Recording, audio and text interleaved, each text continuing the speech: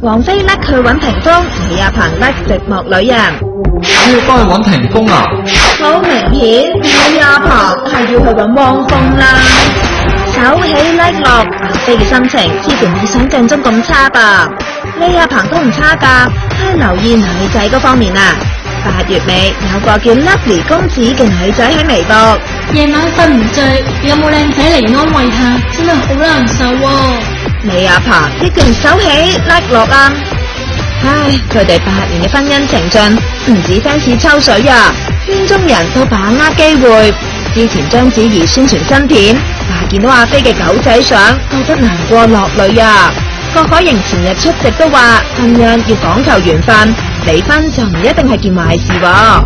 那英就最慘啦，俾主持話忙住安慰阿飛，到抽空嚟幫手宣傳，搞到勁尷尬咯。